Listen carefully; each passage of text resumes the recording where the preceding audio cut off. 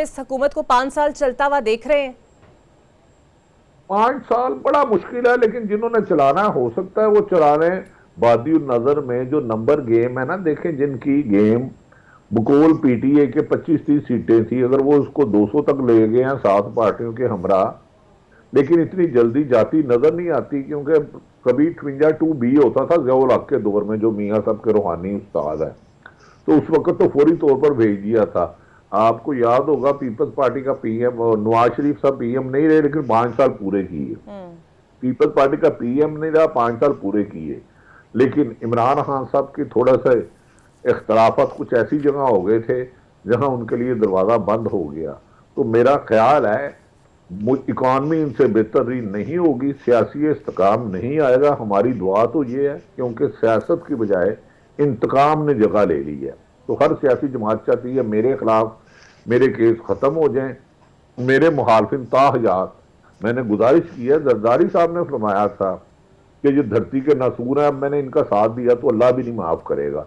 इसी तरह इमरान खान साहब महमूद अचकरी के बारे में ऐसे ही सख्त लफाज या मौलाना साहब के लिए इस्तेमाल करते थे। तो बदकिस्मती है, सियासत में अवाम बहुत पीछे रह गई है, जाती मफाद बहुत आगे आ गए हैं। आखिरी सवाल सर, बतौर वजीर आला पंजाब मरीम नवाज को आप किस तरह रेट करेंगे? बिकॉज अभी तो खैर उनकी कारकर्दगी शुरू हुई है, लेकिन आप समझते हैं कि एक बेंचमार्क जो शहबाज शरीफ साहब ने सेट किया है वहां तक पहुंच पाएंगी? देखिए, एक तो उनको बहुत बहुत मुबारक हो, लेकिन मैंने सुना है चोरी की साइकिल नहीं चलती। चोरी बिजली करे तो बंदा पकड़ा जाता है, चोरी किसी की रोटी चोरी करे तो नहीं चलती। तो अगर मुबैना तौर पर चोरी की सीटें हैं तो मरियम नवाज साहब कैसे कामयाब होंगी? अगर वो अच्छी हैं, उन्होंने कहा मेरी करप्शन रेड लाइन है, तो यकीनन वो पूछेंगी कि मेफेयर फ्लैट कहां से आए, वो पूछेंगे कि मनी लॉन्ड्रिंग का केस कहां था, वो पूछेंगी कि लंदन तो क्या पाकिस्तान में उनकी प्रॉपर्टी नहीं है, वो पूछेंगी कि पिछले 22 माह से क्यों किसी भी एक सियासी जमात से ना इंसाफी हो रही है। हो सकता है वो अच्छा डिलीवर करें, मुझे ये नहीं पता, लेकिन चैलेंजेस बहुत हैं। लेकिन मेरा ख्याल है उनको कोई जो लाया है वो चलाने की कोशिश भी करेगा।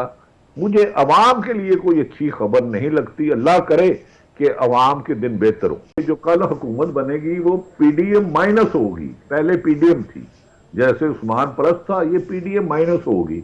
तो भट्टी साहब, कल मुमकिना तौर पर नंबर्स गेम भी यही कहते हैं कि शहबाज शरीफ साहब मुंतखब हो जाएंगे वज़ीर आज़म के ओहदे पर, और एक बहुत बड़ा चैलेंज मईशत की सूरत में उन्हें दरपेश होगा।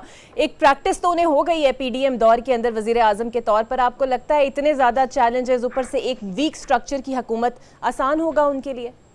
देखें, मियाँ साहब की प्रैक्टिस तो माशाल्लाह बहुत अच्छी है। जो 16 माह में मुल्क को दिवालिया किया गया है, डॉलर की 200 गुना कीमत बढ़ गई, पेट्रोल की बढ़ गई, गैस की बढ़ गई। डिफॉल्ट से अब ये जो कल हुकूमत बनेगी वो पीडीएम माइनस होगी, पहले पीडीएम थी, जैसे उस्मान परस्त था, ये पीडीएम माइनस होगी।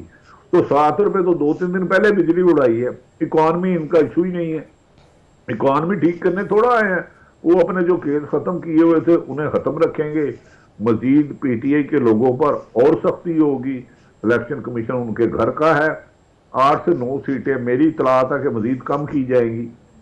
तो बज़ाहिर इकॉनमी इशू नहीं है, जिद है, अना है, मकसद है कि इमरान खान को नहीं आने देना। ये नवाज शरीफ साहब और जरदारी साहब में एग्रीमेंट हो चुका है, और इसी के मुताबिक पिछले 22 माह का तसलसल है, चाहे पीडीएम की हुकूमत हो, चाहे निगरान हो, और चाहे ये जो माइनस पीडीएम बन रही है।